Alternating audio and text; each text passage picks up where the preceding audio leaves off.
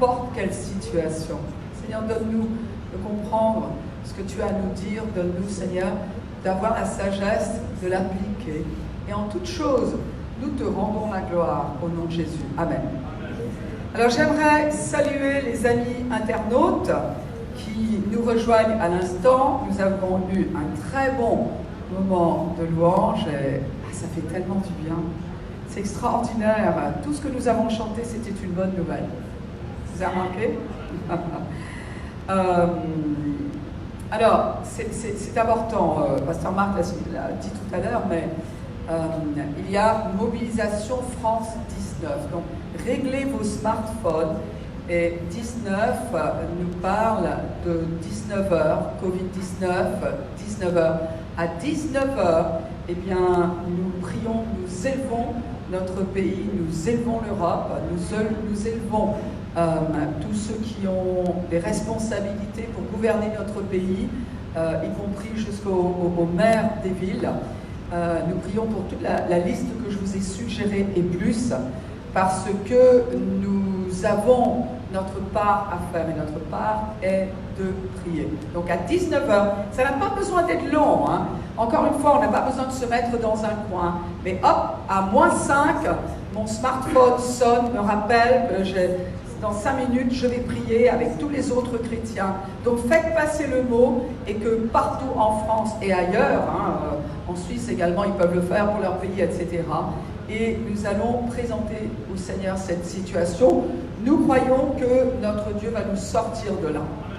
Alors, peut-être que certains se diraient, mais pasteur, pourquoi as-tu gardé l'église ouverte? Alors oui, effectivement, c'est ce que notre Premier ministre nous a dit, les cultes sont ouverts. Et également, pourquoi? Parce qu'il y a différentes manières d'exprimer sa foi. Il y a des personnes qui disent, ben écoute, non, moi je préfère rester à la maison, c'est ma manière à moi de croire que Dieu me protège. Et bien sûr, absolument. Et puis, il y a ceux qui disent, bien non, moi j'ai une autre expression de foi. Et tant que cela m'est autorisé, je continuerai à faire les choses comme avant, venir au culte, adorer le Seigneur. Et ça, c'est mon expression de foi. Bien sûr, en prenant compte de toutes les mesures de précaution qui nous sont recommandées, qui sont indispensables. Cela va de soi. Mais je voulais juste vous expliquer pourquoi nous avons gardé ce lieu de culte ouvert. Mais il ne s'agit pas de juger ceux qui restent à la maison. Il ne s'agit pas de juger non plus ceux qui viennent au culte. Chacun est libre. Ça, c'est un des grands privilèges de la foi judéo-chrétienne. Alors, c'est marrant parce que dans cette période-là où on entend beaucoup de peur, après ce que je comprends, il y avait une personne qui, à la radio, était littéralement en pleurs parce qu'elle a peur. Et c'est horrible, parce que ça veut dire que cette personne ne sait pas qu'il y a quelqu'un qui est plus grand que tout ce qui se passe et qui peut l'aider, qui peut la sortir de là. C'est vraiment arrivé à un niveau de désespoir qui est dramatique. Alors, de ce pupitre, eh bien, nous allons annoncer la parole de Dieu. La Bible nous dit que la parole de Dieu est une lumière sur notre sentier. C'est-à-dire que quand on ne sait pas comment vivre, quand on ne sait pas que faire, on peut toujours se tourner vers la parole de Dieu, qui est la lumière que Dieu nous donne dans toutes sortes de ténèbres. Et je crois qu'on va mettre sur le mode avion nos téléphones. Est-ce que vous voulez entendre ce que les médecins entendent? Un malade à qui le médecin a dit « Si j'ai de la température, oui, 2, j'ai chaud et j'ai froid. »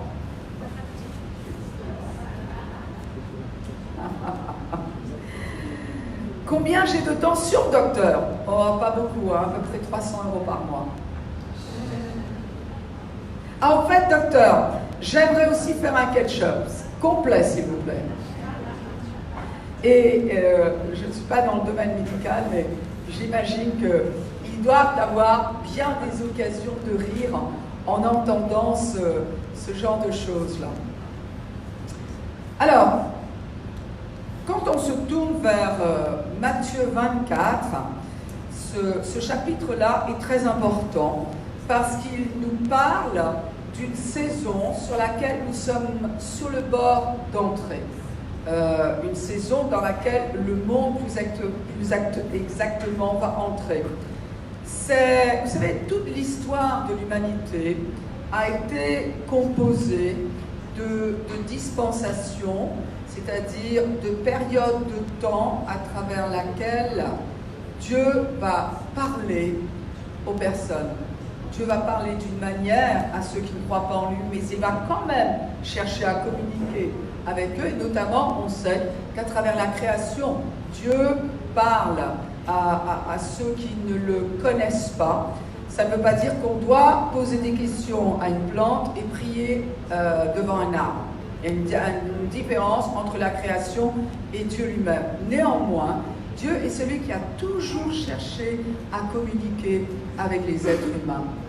Et donc, il y a différentes périodes de temps. En ce qui nous concerne, eh bien, notre génération est presque à la fin d'une dispensation. Le monde chrétien ne parle pas de la fin du monde. Ça n'est pas chrétien. Cette idéologie n'est pas chrétienne. On parle de la fin d'une dispensation. Cela sous-entend qu'il y en a d'autres qui sont à venir. Mais il y a des choses qui vont caractériser chaque période de temps, chaque dispensation. Nous, la nôtre, elle est caractérisée par la grâce. Nous sommes sur le point d'entrer dans une autre dispensation. Mais c'est un petit peu comme le passage d'une dispensation, d'une période de temps à l'autre, n'est pas drastique du jour au lendemain, paf, un jour il fait, 20 degrés et le lendemain il fait moins 40. Ça n'est pas cela. Il y a des changements, il y a des signes qui changent, comme par exemple, on est en train de changer là de période de temps, on ne va pas tarder à sortir de l'hiver et on voit donc les amandiers qui commencent à fleurir, on entend les oiseaux qui chantent beaucoup plus fort, les jours qui commencent à s'allonger, la chaleur qui commence à revenir, etc. Et on va entrer progressivement dans une période que l'on va appeler à un moment l'été. Mais après cette période d'été, il va y en avoir une autre. Et puis ça va être l'automne qui va être une période de transition qui va nous amener vers une autre période, va nous faire entrer vers une autre période qui va être celle de l'hiver, qui va être un contraste et il va y avoir un contraste entre l'hiver et l'été. Dans Matthieu chapitre 24, il est question d'une dispensation, d'une période de temps à venir. Mais cela veut dire que nous allons commencer à voir les signes du changement. Et il est dit, versets 6 jusqu'à 8, il est dit « Vous entendrez parler de guerre et de bruit de guerre ». Alors on pourrait dire il y a toujours eu des guerres, oui, mais il y a des guerres qui ont beaucoup plus d'impact que d'autres et peut-être qu'ils se multiplient dans un contexte particulier qui est celui du verset, non pas 6 seulement, mais 6 à 8. Et puis, il est dit, et là c'est Jésus qui parle, il dit « Gardez-vous d'être troublés ». Et le mot « troublé » ici, c'est crier à haute voix, crier en faisant du bruit. C'est-à-dire c'est quelqu'un qui panique, quelqu'un qui lâche nerveusement. Ce n'est pas quelqu'un qui entend parler de bruit de guerre et qui pâlit. C'est même pas ça, c'est quelqu'un vraiment qui est grandement troublé, qui perd le contrôle de lui-même. Et la Bible nous dit, gardez-vous, c'est-à-dire, c'est au lecteur de se garder. Nous avons appris, et combien je bénis Dieu que nous ayons compris ce que veut dire la souveraineté de Dieu, parce que la souveraineté de Dieu ne dispense pas l'être humain d'être responsable. Et je vous encourage à réécouter ces messages. Vous vous souvenez de cela, hein? Et ici, la responsabilité de celui qui va lire est de se garder d'arriver à ce stade de panique. quand on entend parler de guerre, mais c'est-à-dire qu'il va y avoir un contexte civil, un contexte des peuples qui va être tel que non seulement les gens vont entendre parler de guerre, mais rien qu'au bruit, à la rumeur d'une guerre, il y a des gens qui vont paniquer. Et il est dit car il faut que ces choses arrivent. C'est pas que Dieu est en train de les provoquer, mais tout cela est le résultat du choix qu'a fait le premier être humain, le premier couple d'êtres humains, qui a été de se séparer de Dieu. Dieu est celui qui ne pousse pas ces choses, qui ne fait pas ces choses. On parle de peste, de tremblement de terre, etc. Non, Dieu est celui qui a donné la terre à l'homme, mais l'homme a dit à Dieu, écoute, tu sais quoi, reste dans ton coin, c'est moi qui vais gérer les choses à ma manière. Et Dieu a dit, d'accord, vu que je t'ai donné la terre à gérer, eh bien, je vais te laisser faire. Et l'état de notre terre, l'état des nations entre elles, eh bien, ça c'est la sagesse, le résultat de la sagesse humaine. Donc ici le Seigneur dit, vous entendrez parler de guerre et de bruit de guerre. Gardez-vous d'être troublés. Mais ce ne sera pas encore la fin. Vous dire, ah tu vois, il est question de la fin du monde. Qui a dit qu'il était question de la fin du monde? Ça n'est pas écrit. Encore une fois, ça n'est pas une doctrine chrétienne. La fin de quoi? Le mot fin déjà part d'une série. La fin de quoi? Ce ne sera pas la fin d'une série de guerres, de guerres. On vient juste de parler de cela. Il est dit une nation, ethnos, donc on entend parler ethnie. Un groupe s'élèvera contre une nation, ethnos, et un royaume contre un royaume.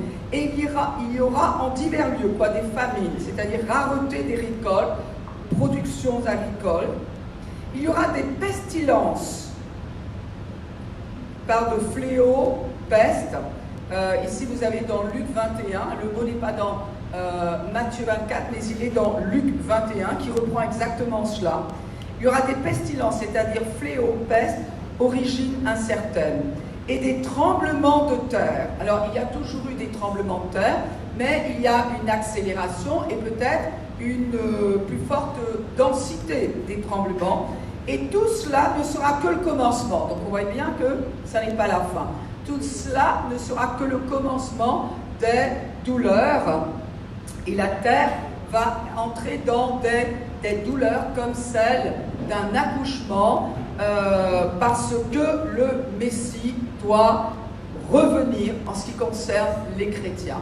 Et je dis toujours à nos amis juifs que quand il viendra, il posera ses pieds sur le mont des Oliviers à Jérusalem, nous lui poserons la question s'il est déjà venu.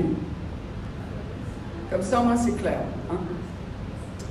Mais au milieu de tout cela, vous savez, depuis que l'être humain a choisi le premier couple d'êtres humains, le premier couple d'une race qui n'est pas celle des animaux, qui est différente de celle des anges et des autres créatures, il y a la race humaine, qui est complètement différente des autres créatures. Mais nous avons été créés libres. Et le premier être humain a entraîné toute sa descendance, on peut dire, après lui, quand il a choisi de se séparer d'avec Dieu. C'est pour cela qu'aujourd'hui, individuellement, nous avons le choix d'accepter la réconciliation avec Dieu qui nous a été offerte à travers Jésus-Christ. De retrouver par la grâce la communion et la communication avec Dieu. Mais quand l'être humain a choisi de se séparer d'avec Dieu, la terre entière a été placée sous la malédiction. Ce qui veut dire que depuis, toutes les conséquences de cette séparation, comme la confusion, le manque de sagesse, la dépression, la maladie, toutes sortes de péchés, toutes ces choses sont sur terre. Dieu n'a pas retiré la malédiction de cette terre. Quand il a envoyé Jésus, il nous a permis de ne pas être impactés par la malédiction qui est déjà sur terre. Est-ce que vous comprenez la différence? Donc, il y a vraiment, pour celui qui met sa foi en Dieu, il y a des promesses. Et au milieu dans ce contexte de pandémie, eh bien, nous devons savoir quelles sont ces promesses. Donc, je vous propose de vous tourner vers le psaume 91. Est-ce que vous êtes content de trouver la lumière au milieu de toute cette, de tout ce chaos? Ouais. Ah, moi, je suis très reconnaissante au Seigneur. Alors, je suis reconnaissante que nous soyons dans un pays qui a des moyens pratiques et naturels à sa disposition, hein. Mais je suis aussi contente qu'en plus je puisse me tourner vers quelqu'un qui a fait ses preuves depuis le commencement du monde. Il est dit dans le psaume 91, verset 1, « Celui qui demeure sous l'abri du Très-Haut repose à l'ombre du Tout-Puissant. » Voyez-vous, le choix de... Ici, il est question de celui, c'est-à-dire pas de tout le monde. Mais est-ce que le choix dépend de Dieu? Est-ce que Dieu fait une sélection sur terre en disant, ben non, toi tu ne peux pas, je ne peux pas me réconcilier avec toi, toi en revanche, toi tu peux, toi non, toi... Non! La Bible dit que Dieu a tant aimé le monde que quiconque croit en lui. Le choix de croire, le choix d'avoir une relation avec Dieu ne dépend pas de Dieu, mais dépend de chaque être humain sur terre. Et ici encore, il est dit « celui qui demeure sous l'abri du Très-Haut », c'est-à-dire celui qui souhaite un abri qui est le Très-Haut lui-même. Celui qui souhaite faire du Très-Haut son abri, celui qui demeure. Demeurer veut dire bien rester, c'est-à-dire c'est pas quelqu'un qui a la bougeotte, n'arrête pas de... Non, ça veut dire quelqu'un qui dit, moi, Dieu, dans n'importe quelle circonstance, je vais en faire mon abri. Mais cela veut dire aussi quoi? Assis, être assis. Alors, celui qui demeure assis sous l'abri du Très-Haut repose à l'ombre du Tout-Puissant. À l'ombre, si vous parlez de l'ombre, vous parlez de quoi? Ben, vous parlez d'un champ énergétique qui est à notre disposition. Et on va voir pourquoi tout à l'heure. Mais dites-moi, qui est celui qui est assis? La Bible nous dit que Jésus-Christ est assis à la droite du Père. Il est vivant. Historiquement, ça a été prouvé. Par expérience, nous l'avons tous aussi vécu, nous le savons. Mais qui encore est assis? La Bible nous dit dans Éphésiens, chapitre 2, verset 6, que Jésus nous a ressuscités ensemble et nous a fait asseoir ensemble, nous a fait asseoir. C'est-à-dire que celui qui a reconnu que le sacrifice de Jésus à la croix est le prix qui a été payé par Dieu pour nous réconcilier avec lui, eh bien, celui-là a une invitation par le Seigneur dans cette réconciliation. La Bible nous dit, nous sommes assis. Donc, nous sommes déjà, en ayant la nature de Dieu, en étant enfants de Dieu, nous sommes déjà dans une zone de protection. Mais, encore faut-il y rester, je dirais, assis par la foi. Vous comprenez la différence? C'est-à-dire qu'il y a un fait qui est réel, c'est que dans le monde spirituel, oui, nous avons cette position de fils de Dieu, mais c'est par la foi que nous l'occupons, je dirais, sur terre dans notre vie de tous les jours. Et il est dit que cette personne-là, je dis à l'Éternel, vous vous rappelez que l'apôtre Paul nous a appris, il dit, j'ai cru la foi judéo-chrétienne, elle croit dans la parole de Dieu et elle parle ce qu'elle croit. Elle croit quoi? On croit ce que Dieu dit et on parle. On parle ce qu'on croit de Dieu. On parle ce que Dieu a dit et que nous avons choisi de croire. Et donc, il est dit, je dis à l'Éternel, mon refuge est ma forteresse, mon Dieu en qui je me confie. Le psaume 46, verset 2 dit « Dieu est pour nous un refuge et un appui, un secours qui ne manque jamais, qui ne manque presque jamais, non, qui ne manque jamais, quand ça, dans la détresse. » Oui, c'est facile de croire que Dieu est celui qui nous protège quand tout va bien et que nous sommes en bonne santé et qu'il n'y a aucune menace du genre que nous connaissons maintenant. Mais qu'est-ce que je crois dans la détresse? Qu'est-ce que je crois quand j'entends parler d'une pandémie? Qu'est-ce que je crois quand j'entends parler du nombre de malades qui augmente? Et ensuite, il est dit, verset 3, « Car c'est lui qui, l'Éternel, car c'est lui qui te délivre du filet de l'oiseleur. » Si c'est ce qu'il a promis de faire, alors, mes amis, c'est ce que nous sommes appelés à parler. Oui, mon Dieu me délivre du filet de l'oiseleur. Il est dit de la peste, c'est lui qui te délivre de la peste et de ses ravages, verset 4. Il te couvrira de ses plumes. Vous comprenez que c'est une métaphore. Hein? Tu trouveras un refuge sous ses ailes. Sa fidélité est un bouclier et une cuirasse. Verset 5. Tu ne craindras ni les terreurs de la nuit. Tu ne craindras. Vous comprenez que là, ça c'est notre choix. Dans ce psaume-là, l'Éternel nous dit sa part. Il nous dit ce qu'il fait. Il nous dit ce qu'il nous promet qui sera à notre disposition dans la détresse. Voilà ce que chaque personne peut lire. Voilà ce que nous pouvons croire. Mais à nouveau, le chrétien n'est pas quelqu'un d'irresponsable. Ça n'est pas quelqu'un qui dit ma foi consiste à dire bon ben Dieu tu fais tout et moi je peux faire tout et n'importe quoi et toi tu seras responsable de tout. Ça n'est pas la foi chrétienne. Le Seigneur nous dit à nous maintenant de choisir de croire, de craindre ou de ne pas craindre. Vous savez, quelqu'un a dit, et je l'ai entendu aux informations, le pire des virus n'est pas le coronavirus, mais la peur. La peur, c'est quelque chose de contagieux.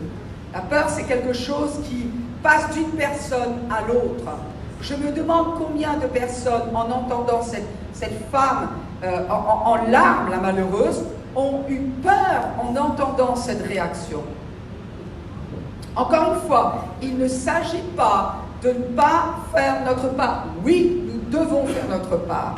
Dans le naturel, tous les moyens de prévention, nous devons le faire. Mais il y a des gens qui restent à la maison, qui se lavent les mains toutes les 5 minutes et qui le font par la peur. Quelquefois, il y a une forme de sagesse, je vais vous dire, hein, qui est une forme de peur qui est déguisée. C'est très subtil, très subtil. Et là, le Seigneur nous encourage, c'est l'Éternel. Il dit, tu ne craindras ni les terreurs de la nuit, ni la flèche qui vole de jour. La flèche, ça peut être, aujourd'hui il y a des balles qui se perdent, il y a toutes sortes de choses. Et il y a des gens qui peuvent avoir peur. Et le Seigneur dit, alors encore une fois, je répète et je le répète, on continue à vivre en respectant les limites de prévention, mais tout cela a pour but de nous aider à continuer à vivre sans la peur. Ni la peste, et le mot ici c'est peste, fléau, la maladie du bétail, j'ai trouvé ça intéressant en hébreu, la peste bovine qui marche dans les ténèbres. Il y a des choses qui se passent, on n'est même pas au courant. Ni la contagion qui frappe, qui ruine, qui dévaste en plein midi. Et le Seigneur nous dit que 1000 tombent à ton côté et 10 000 à ta droite, tu ne seras pas atteint. Dans une autre version, il est dit, mais ça ne s'approchera pas de toi. Ce qui veut dire que celui qui fait confiance en l'Éternel permet à l'Éternel de faire sa part. Celui qui nous garde, c'est l'Éternel. La raison pour laquelle nous avons la foi, Et oui, il y a des gens qui diront c'est déraisonnable. Ben non, ça n'est pas déraisonnable de croire en Dieu. Ça n'est pas déraisonnable de croire en Dieu. Et l'histoire l'a prouvé à travers les siècles. Mais la foi, c'est une disposition de cœur. Vous pouvez avoir une personne qui se lave les mains par la peur et une autre qui se lave les mains par la foi, tout en mettant sa foi en Dieu, en disant « Seigneur, je fais ma part, mais il y a une chose que je sais, c'est que toi, tu vas faire la tienne. » La Bible dit que si l'Éternel ne bâtit la maison, celui qui l'a bâti pour rien. Si l'Éternel ne veille, celui qui veille pour rien. Et ici, oui, il dit, alors le plus difficile, c'est que s'il y a des personnes qui tombent, c'est de ne pas laisser la peur venir sur nous. Parce qu'il y a dit, oui, il y a des personnes qui peuvent tomber à cause de toi pour X raisons, peu importe. Là n'est pas la question, à ton côté. Mais il dit, ne laisse pas, même là, ne laisse pas la peur venir sur toi. Sans compter que la peur affaiblit notre système immunitaire. Et il est dit, de tes yeux seulement, tu regarderas et tu verras la rétribution des méchants. Alors, qu'est-ce que cela veut dire, cela? Qu'est-ce que ça veut dire quand il est dit, tu verras la rétribution des méchants? Non, ça veut simplement dire, eh bien, tu verras la différence entre celui qui dit, moi, je n'ai pas besoin de Dieu, et celui qui, par humilité, dit, ben, tu sais quoi, moi, je réalise que ma vie, je ne peux pas tout contrôler. Et je réalise j'ai entendu qu'il y a quelqu'un qui est supérieur, qui est mon créateur, qui a de bonnes intentions à mon égard, et qui veut me protéger, il me demande de lui faire confiance.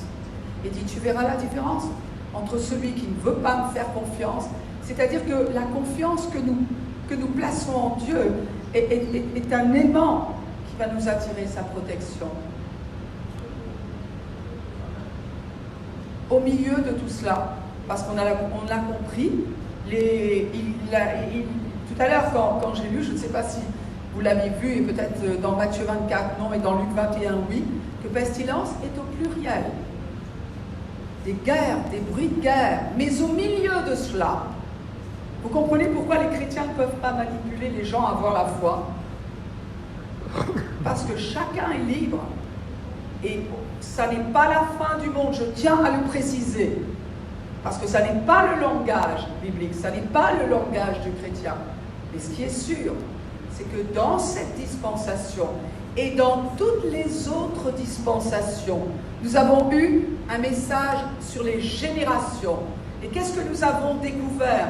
Que dans toutes les générations, Dieu a montré sa fidélité. Dieu a montré sa fidélité.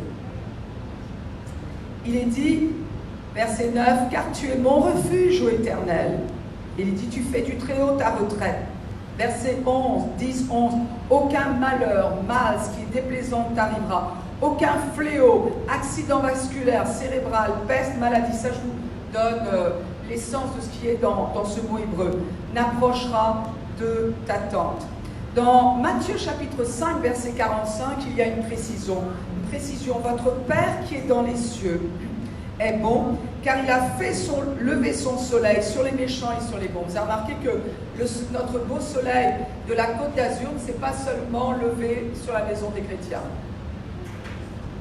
Il s'est levé même sur ceux qui ne croient pas en Dieu, même sur ceux qui blasphèment Dieu. Ça, c'est une manière à Dieu de montrer sa bonté. Toutes les bonnes choses qui sont universelles, Dieu montre sa bonté. Il est dit, et il fait pleuvoir sur les justes et les injustes. Et écoutez bien, quand il s'agit de protéger les siens, là, il y a une distinction parce que Dieu protégera celui qui va exercer sa foi en lui. Et il y a suffisamment de textes bibliques, quand il est dit par exemple dans le pays de Goshen, vous savez que la Bible dit que les Écritures, Genèse, Exode, Nombre, Lévitique, Deutéronome, Josué, etc., tous les prophètes, Et les exemples au temps de Jésus, des apôtres, des premiers disciples, leurs vies nous ont été données pour nous servir d'exemple. Donc on a à apprendre à quelque chose. On n'est pas, vous savez, notre génération n'est pas en train de découvrir Dieu. Ça, ce serait presque se le fabriquer. On découvre Dieu qui s'est révélé à travers toutes les générations, ce qui nous permet d'asseoir une foi qui est véritable, qui est véridique. Et donc, on voit par exemple que quand les Hébreux étaient en Égypte, ils sont d'abord allés en Égypte parce qu'il y avait une famine dans le pays de Canaan. Et donc, le Seigneur avait pourvu une solution. Et ils ont été en Égypte. Le Pharaon a changé. Et le Pharaon ayant changé, eh bien, sa politique a changé. Et il a fait preuve d'antisémitisme et il a décidé que tous les esclaves, et notamment ici c'était les Hébreux, eh bien, il leur rendrait la vie dure, en espérant, à vrai dire, s'en débarrasser. Les Hébreux ont crié à Dieu et Dieu leur a suscité un libérateur qui a été Moïse. Mais en attendant, à chaque fois que Moïse s'est présenté devant ce pharaon, il a dit, tu sais, laisse aller, Dieu te dit, laisse aller mon peuple, et il a donné toutes les raisons. Et Pharaon, à chaque fois, a dit non. Et là, c'était une période de jugement. Donc, les jugements se sont abattus sous forme de plaies. Et on voit ici, par exemple, dans Exode chapitre 8, verset 22, « Les maisons des Égyptiens seront remplies de mouches. » Alors, c'était des insectes venimeux. « Et le sol en sera couvert. Mais en ce jour-là, je distinguerai le pays de Goshen, ou de Goshen, comme vous voulez, où habite mon peuple, et là, il n'y aura point de mouches. »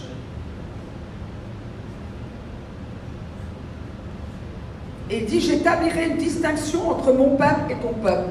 Vous comprenez que le contexte dans lequel je vous lis ce message, je ne suis pas en train de dire que Dieu fera une distinction entre EK21 et le reste de la planète. Vous comprenez cela?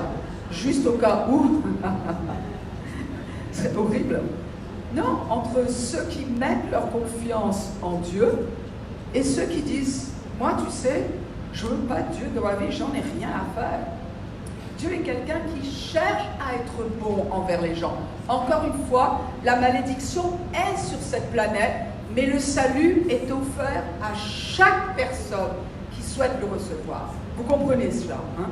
Et par exemple, dans Exode 9, 24, il est dit, il tomba de la grêle et le feu se mêlait avec la grêle. Elle était tellement forte qu'il n'y en avait point eu de semblable dans tout le pays d'Égypte depuis qu'il existe comme une nation. La grêle frappa dans tout le pays d'Égypte, tout ce qui était dans les champs, depuis les hommes jusqu'aux animaux. La grêle frappa aussi tous les herbes des champs et pisa tous les arbres des champs. Ce fut seulement dans le pays de Goshen, où avaient été reclus les Israélites, où étaient les enfants d'Israël, qu'il n'y eut point de grêle. Vous imaginez, c'est-à-dire qu'il y a une frontière qui a été mise entre les territoires d'Égypte. Si quelqu'un se trouvait d'un côté du territoire, il n'y avait pas un grêlon qui était tombé.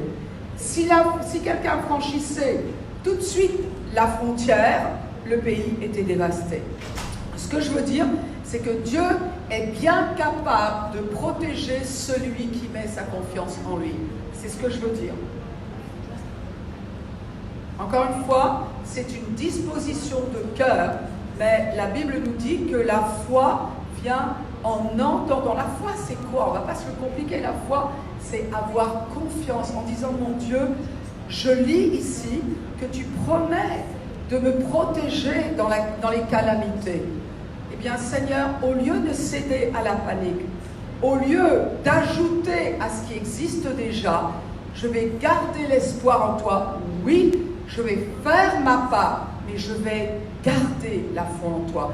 Et je vais croire qu'au milieu de tout cela, tu me protèges, moi, ma famille, et puis tous ceux pour lesquels je vais prier, des voisins, etc. Maintenant, il est certain qu'on va encourager tous ceux pour lesquels on prie à faire confiance en Dieu. On peut prier pour quelqu'un, mais si cette personne-là a choisi de ne pas faire sa part, ça va être difficile à Dieu de la protéger. Le but, c'est oui, Dieu est souverain. Dans sa souveraineté, il a choisi de laisser l'être humain libre, pas le croyant, l'être humain libre. Libre de quoi? Libre de se dire, existe-t-il un Dieu? La Bible nous dit que Dieu se révèle même à travers la création. Et quand nous découvrons que Dieu est bon, alors nous avons même là encore le choix de dire, maintenant, qu'est-ce que je vais faire? Qu'est-ce que je vais faire? Comment est-ce que j'entrevois mon futur avec Dieu? Est-ce que mon Dieu est quelqu'un sur qui je ne peux pas m'appuyer? Ou est-il quelqu'un qui reste avec moi dans la tempête? Est-ce que mon Dieu est quelqu'un qui va me sortir de là économiquement parlant? Parce qu'il y a toutes les autres conséquences. Financièrement parlant, est-ce que j'ai raison de lui faire confiance? Ou au contraire, eh bien, j'ai raison de douter? C'est là la réflexion. La réflexion est, qui est Dieu? Comment se révèle-t-il dans la parole? Et en fonction de ce que je comprends de lui dans la parole, quel va être mon choix? Et la Bible nous dit que lui, en revanche, il est bien capable de faire une distinction entre celui... Vous savez que, je l'ai appris dernièrement, c'est que Dieu se révèle dans la parole de Dieu, ça on le sait, par différents noms. Hein. Et notamment, par exemple, il y a le mot Elohim, il y a le mot Yahvé, Jéhovah. Alors Jéhovah, c'est un nom qu'un groupe s'est approprié. Et il y a collé certaines doctrines. Mais le mot Jéhovah, c'est un des noms de la Bible, tout simplement. Et il se révèle comme Jéhovah Tzidkenu, celui qui est notre justice, le Dieu qui existe par lui-même et qui est notre justice. Il se révèle comme étant notamment Jéhovah Rapha, c'est-à-dire celui qui guérit. Le Dieu qui existe par lui-même et qui guérit. Encore une fois, Jéhovah, c'est un mot biblique, donc voilà. C'est propre de certains groupes, c'est de s'attribuer certaines vérités bibliques, mais ça c'est encore autre chose. En revanche, Rapha veut dire qui guérit, et la racine de guérir, c'est quoi? C'est relaxer. Oui, c'est excellent. Et c'est beaucoup plus facile de laisser Dieu nous guérir ou nous maintenir en bonne santé quand on se relaxe. Se relaxe comment? Parce qu'on a la foi en lui. Est-ce que vous êtes avec moi? Et encore, on voit que non seulement Dieu a fait une distinction entre ceux qui mettent leur foi et lui. Et vous savez, il y a probablement, tous les Israélites tous les Hébreux étaient reclus dans le pays de Goshen, sur le territoire de Goshen en Égypte, mais il y en a qui ont certainement exercé leur libre arbitre et qui ont dû se dire, eh bien non, moi je refuse de rester là. Vous savez quoi, vous dites cela, vous dites non, mais attends, on est esclave depuis je ne sais combien d'années, tu es en train de me dire que tout d'un coup tout va bien se passer, on va s'en sortir. Ben non, moi je vais avec les Égyptiens parce qu'au moins eux, ils ont une grande armée, eux au moins, tant pis, j'aurai au moins des oignons à manger, j'aurai au moins encore des pommes de terre à manger, j'aurai au moins du couscous, du boulgour et tout ce que vous voulez à manger, moi je vais. Et il y a certainement des Hébreux qui sont sortis de ce territoire-là, parce qu'ils étaient libres, et qui sont entrés dans d'autres territoires jusqu'au moment où ces calamités-là de l'époque se sont manifestées en Égypte. Et Dieu a fait la distinction, non seulement, et cela, ce verset, je m'en souviens, j'aime me le rappeler, il est dit, Moïse étendit sa main vers le ciel, il y eut d'épaisses ténèbres dans tout le pays d'Égypte pendant 3 jours. On ne se voyait pas les uns les autres. Donc, ça n'est pas,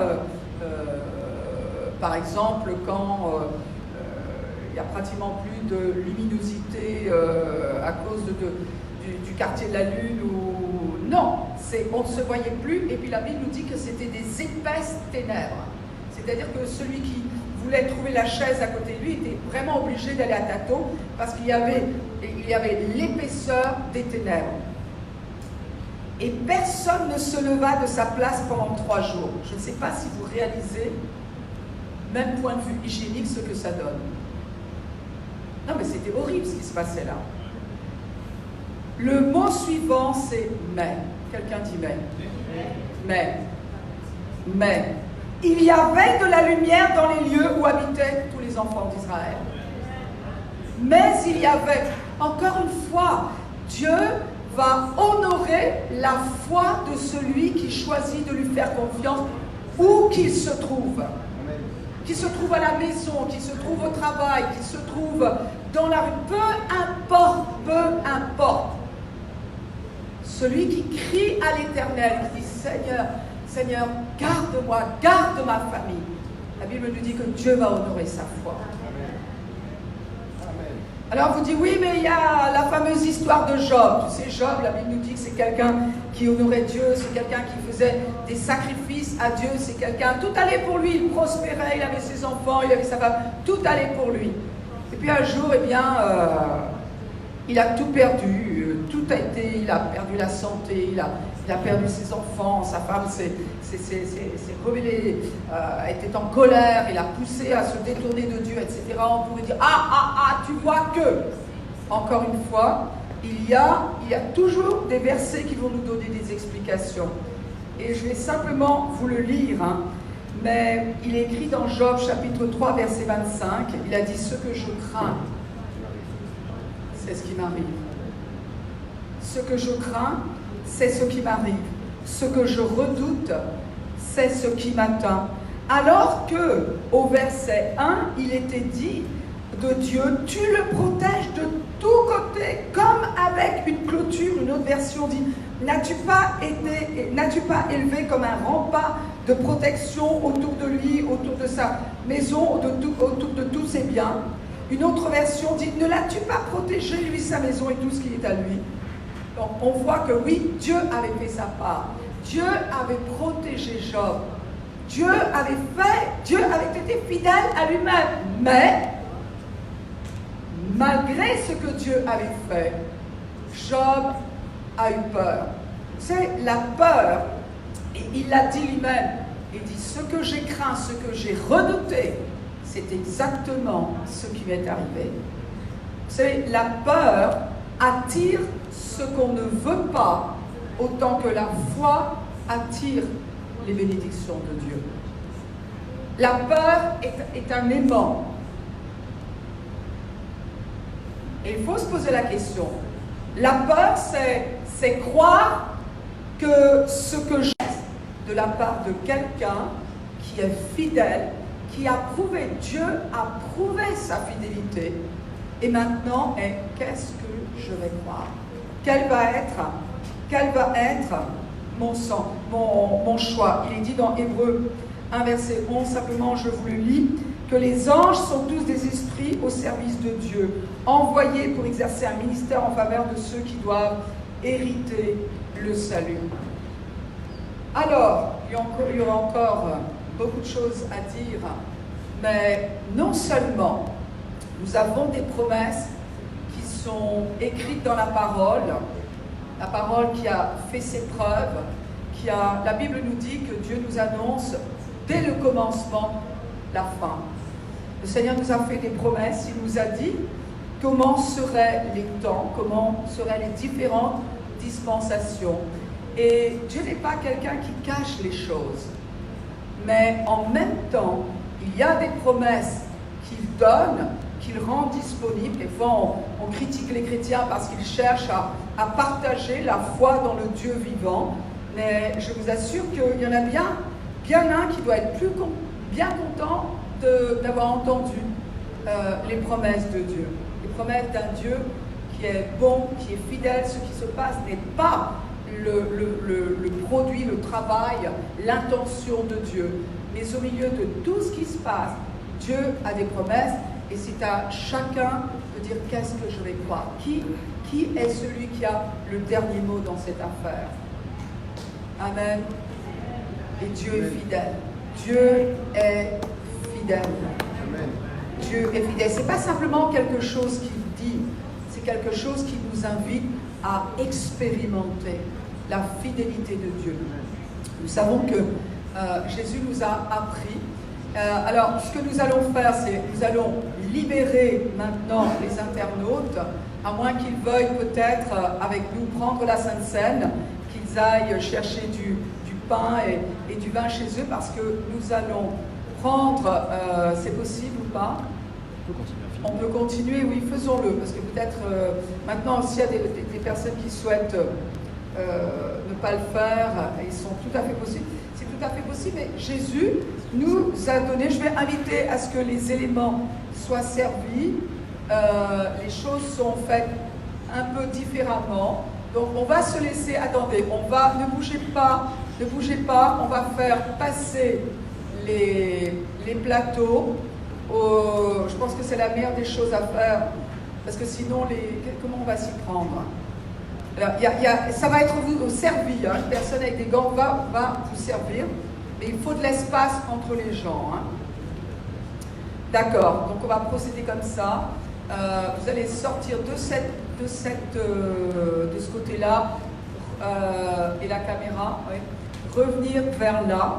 Donc, on va laisser suffisamment d'espace entre nous et chacun va être servi. Les éléments ont été préparés par des personnes qui avaient des gants également. Le Seigneur Jésus nous l'a dit dans 1 Corinthiens chapitre 11. Il nous a invités à nous remémorer la puissance du sacrifice de Jésus. Et il explique pourquoi ici. Il dit ce que le Seigneur Jésus, dans la nuit où il fut livré, prit du pain. Et après avoir rendu grâce, le rompit et dit, ceci est mon corps. Le pain n'est pas le corps de Jésus, mais représente le corps de Jésus. Et dit, faites ceci en mémoire de moi. Il y a quelque chose que l'on doit se rappeler concernant cet élément-là. De même, après avoir soupé, il prit la coupe et dit, cette coupe est la nouvelle alliance en mon sang. Faites ceci en mémoire de foi, toutes les fois que vous en boirez. Car toutes les fois que vous mangez ce pain et que vous buvez cette coupe, toutes les fois que vous mangez ce pain et que vous buvez cette coupe, vous annoncez la mort du Seigneur jusqu'à ce qu'il vienne. Des milliers de chrétiens aujourd'hui prennent le pain, prennent le vin, prennent le pain, oui, et voilà ce que merci. Prennent le pain et prennent le vin. Alors, le pain se trouve dans le premier verre, hein, dessous. Donc, vous soulèverez le verre avec du vin et vous trouverez le pain. Maintenant, le Seigneur nous dit quoi? Il nous dit que quand il est allé sur la croix, la Bible nous dit qu'il s'est chargé de nos meurtrissures, de nos maladies quand il a été meurtri. Et la Bible dit, par les meurtrissures de Jésus, nous avons été guéris. La guérison et la santé, bien évidemment, sont légalement à la disposition de celui qui met sa foi en Dieu. Cela ne veut pas dire qu'on ne prend pas de médicaments, bien évidemment. Cela ne veut pas dire encore une fois qu'on ne fait pas notre part. Mais en toute chose, il faut savoir que Dieu nous veut en bonne santé et que Dieu nous veut guéris pour celui qui serait malade. Et puis, pourquoi le sang? Pourquoi le sang est représenté par le jus de la vigne? Pourquoi? Parce que le péché a fait rentrer la malédiction sur cette terre. Et il fallait qu'il y ait le pardon. Aujourd'hui, Dieu n'est en colère contre personne. Le péché de chaque individu a été payé à la croix. Encore une fois, ça ne veut pas dire qu'il n'y a pas les conséquences. Si je choisis de faire du tort à mes voisins, eh bien, il y aura des conséquences, ils vont s'en prendre à moi. Et bien évidemment. Mais en tout cas, vis-à-vis de Dieu, Dieu ne nous fait pas payer pour nos péchés. C'est-à-dire que Dieu est quelqu'un qui ne nous condamne pas. Dieu est quelqu'un qui... vous savez, le péché est quelque chose qui maintient dans l'infériorité, qui maintient l'individu dans un sentiment de condamnation. Quelqu'un qui a toujours l'impression qu'il n'est jamais à la hauteur, il n'est pas bien, il n'y a rien pour lui. Et le Seigneur nous dit, non seulement à la croix, j'ai porté les maladies, afin que légalement vous puissiez rester en bonne santé et être guéri. Il y a plus que cela, c'est que j'ai payé pour votre péché. Personne n'est en dette contre Dieu, avec Dieu je dirais. Personne n'a cette dette à payer. Qu'est-ce qu'il y a? Eh bien, il y a la profusion du pardon. Mais quelquefois, on a tendance, parce que, on a accepté Christ dans notre vie, mais ça ne veut pas dire qu'on fait encore tout bien. Et quelquefois, il y a des chrétiens qui se sentent condamnés, disent, oui, mais j'ai fait ça, j'ai fait ça. Ils ont besoin de se rappeler, le Seigneur t'a pardonné. Maintenant, demande-lui de t'aider à ne plus recommencer. Amen. Et c'est ces éléments qui nous ont été donnés afin que jamais nous n'oublions la puissance de la croix. Et c'est ce que nous voulons nous rappeler, spécialement aujourd'hui. À la croix, Dieu a prouvé sa fidélité. Amen. Père, dans le nom de Jésus, nous voulons te remercier pour ces éléments qui nous permettent de nous rappeler qui tu es, ce que tu as fait pour les êtres humains. Seigneur, nous choisissons de mettre notre confiance en nous. Et tu es celui qui également honore la foi de ceux qui regardent par Internet. Où que nous soyons, tu es celui qui nous garde. Dans le nom de Jésus, nous te remercions pour le sacrifice de Jésus à la croix. Nous croyons que tu nous as mis en règle avec toi-même, que nous n'avons pas à payer pour nos péchés. Et nous croyons que tu es celui qui nous maintient en bonne santé. Tu es celui qui nous guérit dans le nom de Jésus. Amen. Donc si vous souhaitez, eh bien, approchez-vous et gardons la distance au milieu de nous. Les premiers rangs, allez-y, premiers, on va faire cela. Vous prenez votre verre, vous retournez. On vous sert, hein. Vous retournez à votre place. On vous sert. Retournez à votre place. Avancez-vous vers Noé également. Avancez-vous vers Noé. On n'est pas habitué, donc on tâtonne encore un peu. Approchez-vous, approchez-vous. Il y a 3 personnes qui peuvent vous servir.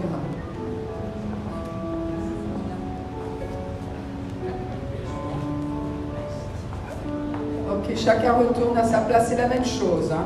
Quel que soit le plateau, c'est la même chose. Gloire à Dieu.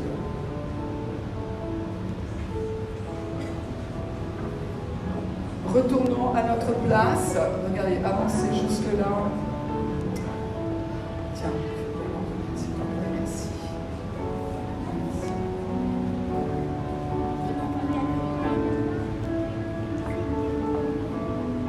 Gloire à Dieu. Gloire à Dieu. Chacun est libre, hein, de prendre, de ne pas prendre. Ça, c'est vraiment, encore une fois, chacun est libre. Croyez-vous que le Seigneur nous garde? Croyez-vous que le Seigneur nous garde? Oui. Alors c'est ce que nous pouvons exprimer par la foi pendant que nous tenons ces éléments à la main. Gloire à Dieu, gloire à Dieu. Tenez, allez vous servir, allez vous servir. Est-ce que tout le monde est servi? À la sono, Martin est servi, derrière la caméra, tout le monde est servi, etc. Tiens, gloire à Dieu. Est-ce que quelqu'un peut dire Dieu est bon? Est-ce que quelqu'un peut me dire, par ces éléments, Dieu me rappelle qu'il me garde. Dieu me rappelle qu'il a payé le prix pour que je ne sois plus sous la malédiction. Pour que je ne sois plus sous la malédiction. Et aujourd'hui, je vis avec la bénédiction de Dieu. Je choisis de croire en les promesses de mon Dieu. Je choisis de croire en sa protection. Les anges de Dieu me gardent. Ils sont envoyés vers moi pour me protéger, pour que je ne trébuche pas, pour qu'aucun fléau ne s'approche de ma tente. Voilà ce que je crois. Et tous ceux qui ont besoin de guérison dans le nom de Jésus, soyez guéris. Soyez guéris où que vous soyez, où que vous êtes maintenant. Soyez guéris par les meurtrissures de Jésus. Mangeons.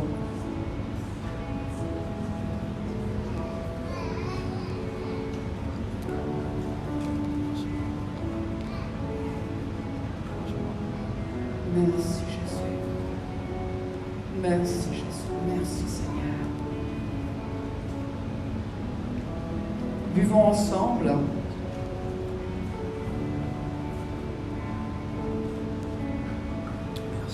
Et le sang de l'agneau nous protège.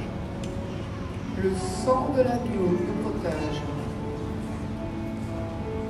Gloire à Dieu. Gloire à Dieu.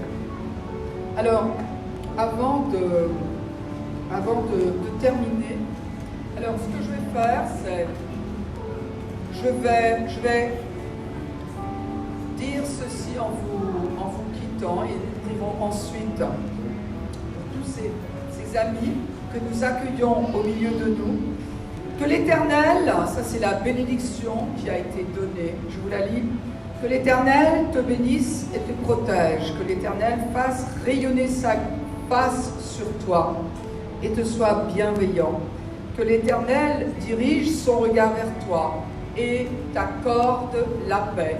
Je dis à très bientôt à nos amis internautes.